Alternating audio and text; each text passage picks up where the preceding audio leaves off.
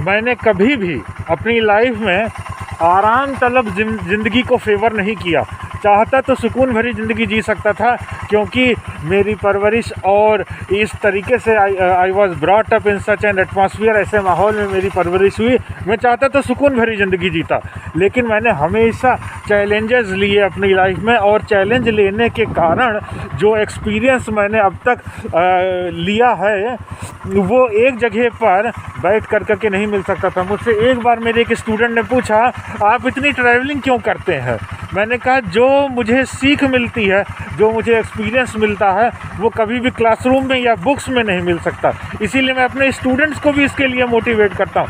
आप उम्मीद भी नहीं कर सकते मैं किस तरीके के मौसम में और किस जगह पर हूँ। काश विजिबिलिटी ज़ीरो के लगभग नहीं होती तो आपको अंदाज़ा लग जाता कि आज मैं कहाँ पर हूँ। तो अपने अंदर आग पैदा करिए, वरना आप अपने को खुद ही बर्बाद कर लेंगे।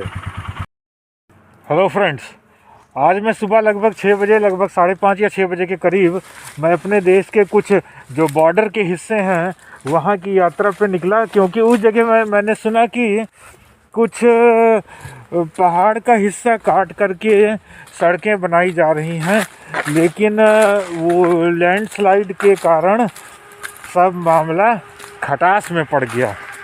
हालांकि मैं 3-4 घंटे से तो बाइक चला ही रहा हूँ, लेकिन विजिबिलिटी लगभग ज़ीरो होने के कारण चलाने में परेशानी हो रही है, और मुझे कुछ दूर आकर रुकना पड़ा। आप देख रहे हैं ये पूरा कंस्ट्रक्शन का साइट, जहाँ पर उन पहाड़ी रूट्स पर सड़कें बनाई जा रही हैं। डेवलपमेंट का जो प्रोसेस है वो बहुत ही टिपिकल होता है, आसान नहीं है पहाड़ी इलाकों में काट करके पहाड़ों को डायनामाइट से उड़ाकर वहाँ पर सड़कें बनाना। कुछ दूर तो मैंने प्रयास किया हिम्मत करके कि मैं निकलूं और वो जगह एक्सप्लोर करूं, लेकिन क्योंकि विजिबिलिटी ज़ीरो है इसलिए मुझे चलाने में गाड़ी प्रॉब्लम हो रही है और मुझे यहाँ पर थोड़ी देर रुकना पड़ा। ये है नेचर की ताकत। देख रहे हैं चारों तरफ केवल आपको धुंध दिखेगा, only fog and nothing else, and I was bound to stop. अब देखते हैं कितनी दूर तक अभी निकल सकते हैं और अपनी क्षमता को थोड़ा और चेक करते हैं। कुछ चीज़ें मुझे अपने आर्टिकल में कलेक्ट करनी थी और लिखनी थी। आप देख सकते हैं चारों तरफ केवल धुंध है, कोहरा है और कुछ भी नहीं, और ऐसे में ड्राइविंग करना बहुत ही रिस्क का काम होता है, लेकिन कैलकुलेटेड रिस्क लीजिए तो ज़्यादा बेहतर है। So the place where I am standing right now, it is on the border of again India and Nepal. और कोई हल्का फुल्का तो बॉर्डर है नहीं, अच्छा खासा उसका पूरा स्ट्रेच है। अब ऐसे बीहड़ इलाकों में रास्ते बनाना कितना कठिन काम होता होगा।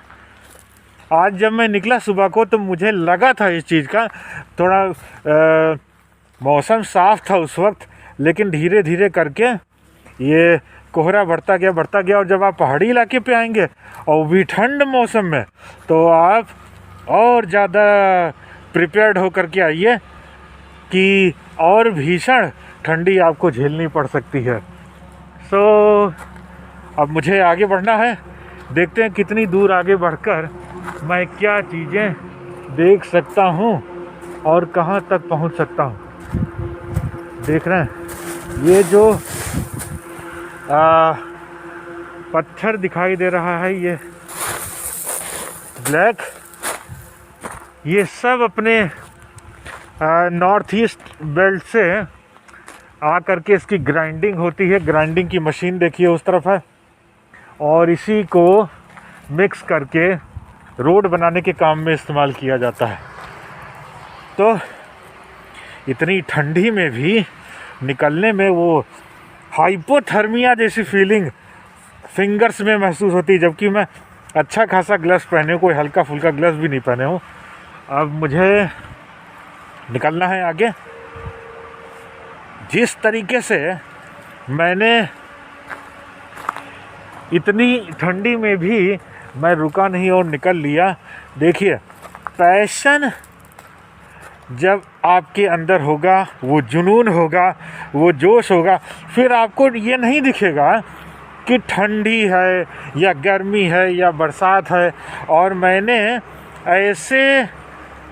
ऐसे समय में खुद को चेक किया जब मुझे लगता था कि पता नहीं अब मैं निकल पाऊँगा कि नहीं निकल पाऊँगा। जबकि एक वक्त था कि मैं बहुत ही ज़्यादा नाजुक, I grew up in a very delicate atmosphere. बहुत ही लाड दुलार से मेरी परवरिश हुई, लेकिन अब मैं उतना ही ज़्यादा अपने को रफ एंड टफ बनाने की कोशिश किया, क्योंकि ultimately everything depends on you. आप अपने को जैसा ढालेंगे, अपने को जैसा बनाएंगे, वैसे ही हो जाएंगे। सो कीप इट अप, बने रहिए अपने अंदर वो पैशन, वो आग बना के रखिए, वरना the whole life will stagnate. So keep it up, good.